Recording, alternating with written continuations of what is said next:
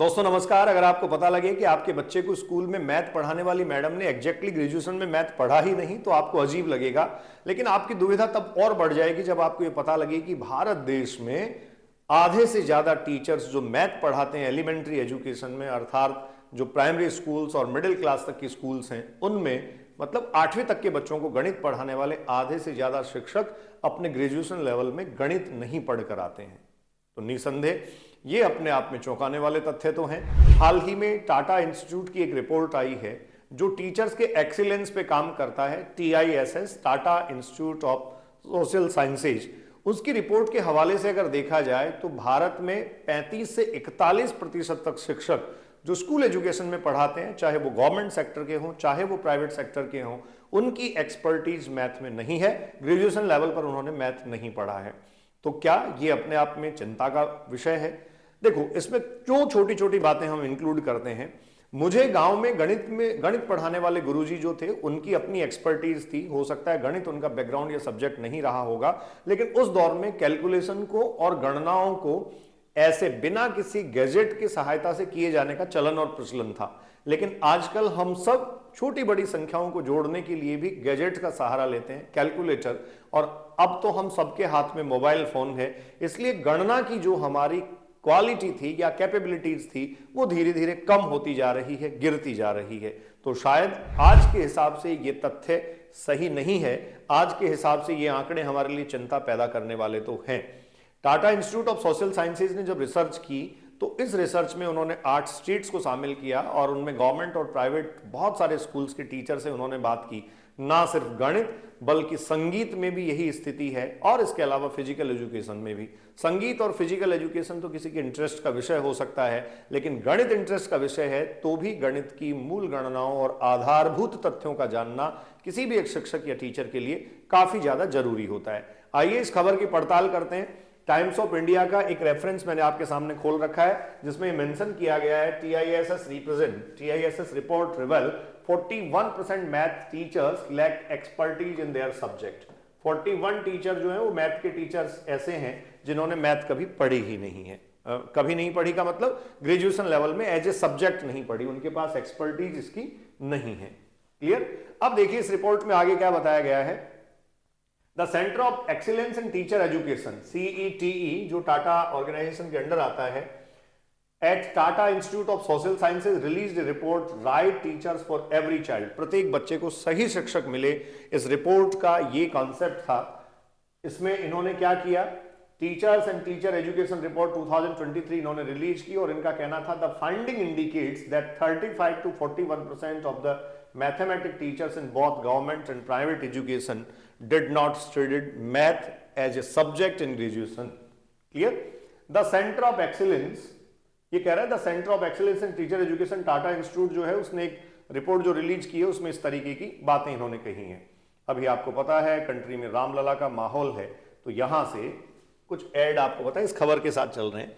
वो कह रहा है more than half the teachers in primary classes 1 to 5 in schools across the country don't have the necessary professional qualifications and around 30% teachers are teaching subject in which they do not have the expertise।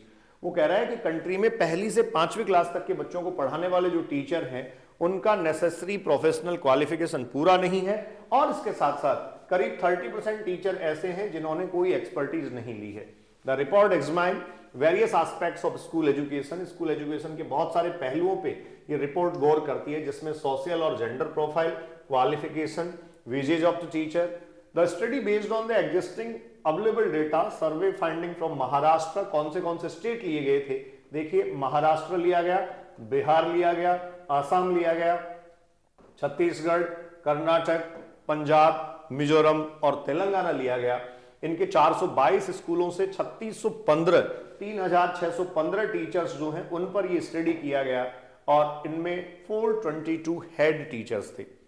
अब आपको ये देखने को मिलेगा राजस्थान बहुत बड़ा state है, उत्तर प्रदेश, अगर ऐसे कुछ स्टेट्स को और इसमें मिला लिया जाता तो ये आंकड़ा कहां तक हो सकता था। मैं पूरी जिम्मेदारी के साथ ये बात कह सकता हूं कि ये आंकड़ा 50% से ऊपर होता। हाँ जी, तो एक रेफरेंस मैंने ये आपके सामने खोला है जो इंडियन एक्सप्रेस की खबर है, और उसी खबर के साथ साथ यहां कुछ डेटा और ज्यादा इंक्लूड किए गए हैं कि जब ये सर्वे किया गया, जब ये रिपोर्ट तैयार की गई, तो जैसा कहा गया है कि सर्वे 422 स्कूल से किया गया, 3615 टीचर्स इसमें इंक्लूड किए गए थे। इस तरीके से यहां कुछ बातें और जो है वो रोचक देखने को मिली। रोचक देखने को ये मिली, while a report state that only 46% of the teachers teaching primary classes were found to have appropriate professional qualification, सिर्फ 46% शिक्षकों के पास ही appropriate qualification है, मतलब प्रासंगिक उनकी जो है वो qualification है, और बाकी के पास नहीं है। ठीक है, the northern eastern state and the Himalayan states are still to ensure basic amenities and provided to teacher and student school। मतलब जो नॉर्दर्न स्टेट हैं, जो हिमालय रीजन के स्टेट हैं, उनमें काफी बड़ी दिक्कत है। The report has highlighted the poor employment term in the private sector along with the irregular recruitment of the government sector। तो दोनों सेक्टर में दो अलग अलग बातें हैं। पुअर एम्प्लॉयमेंट, इसका मतलब प्राइवेट सेक्टर में उन टीचर्स को पैसा बहुत कम दिया जाता है, इसलिए एक्सपर्टीज को हायर करना थोड़ा मुश्किल है। और गवर्नमेंट सेक्टर में वो कह रहा है कि वहां जो है वो इरेगुलरिटी है, मतलब कंटिन्यूसली टीचर्स अपॉइंट नहीं किए जाते। While in many states the private sector is seen employing a significant 40% number of teachers, जबकि बहुत सारे जो स्टेट्स हैं वो ऐसे देखे गए जिनमें 40% से ज्यादा टीचर्स को अपॉइंट किया गया। Over 50% work without any return contract, लेकिन बिना किसी रिटर्न कॉन्ट्रैक्ट से उनसे काफी ज्यादा काम लिया जा रहा है, 50% से ज्यादा work. While the government is emphasizing a multidisciplinary holistic education of the sort, 2023 has pointed out that there is a great level of responsibility of the teacher for the subject as the physical education, music and art। मतलब अब दौर देखिए, conclusion में मैं आता हूं, राष्ट्रीय शिक्षा नीति के लागू होने का है, एनईपी। ये लागू होने के बाद देश में वोकेशनल एजुकेशन और कहा जा रहा है कि जो जॉब ओरिएंटेड एजुकेशन है उसका दौर आ जाएगा, स्किल्ड जो वर्कर्स हैं उनका दौर आ जाएगा, स्टूडेंट स्किल्स सीखेगा। लेकिन क्या इस प्रकार के लैक्यूना के साथ, इस कमी के साथ, इस बात पर गौर करने की जरूर आवश्यकता है। सरकारें समय पर रोजगार सृजन करें, एम्प्लॉयमेंट क्रिएट करें, और जो प्राइवेट सेक्टर है वो भी नॉर्म्स को, और आपको पता है जितने सारे रूल्स हैं उनको ध्यान में रखें। अभी आपने सुना होगा 16 साल के बच्चों को या 16 साल से नीचे के जो बच्चे हैं उनके लिए कोचिंग सेक्टर को बंद किया जा रहा है। खैर, प्री प्राइमरी एजुकेशन और एलिमेंट्री एजुकेशन में छोटी उम्र के बच्चे पर दबाव को कम करने की बात हम हमेशा से करते आए हैं। मैं एक शिक्षक होने के नाते इस पक्ष में बिल्कुल भी नहीं हूं कि बहुत छोटे बच्चे की मासूमियत उससे छीन ली जाए सिर्फ इसलिए कि उसको नीट सेलेक्ट करवाना था, उसको आईआईटी में भेजना था, या उसको आपको यूपीएससी सेलेक्ट करवा देना था। लेकिन हाँ, जिस स्टैंडर्ड की बात हम करते हैं, 11th 12th क्लासेज, जो हायर स्कूल क्लासेज हैं, उनमें डेफिनेटली उनको अच्छी गाइडलाइन और कोचिंग की जरूरत पड़ती है, और वो इसलिए भी पड़ती है क्योंकि हमारे स्कूल्स का बेस पुअर है। आपके सामने ये डेटा है, हमारे स्कूल्स की वास्तविक स्थिति क्या है, क्यों ना उसको जरूरत पड़ेगी। मैं एमएम बलडोदिया अभिव्यक्ति के माध्यम से आपसे मुखातिब हो रहा था। यूं ही जुड़े रहिए, शेयर करिए, साझा करिए। इस प्रकार के तथ्यात्मक आंकड़ों के संकलन के साथ मैं आपसे मिलता रहता हूं। Enjoy your life, be safe, thank you.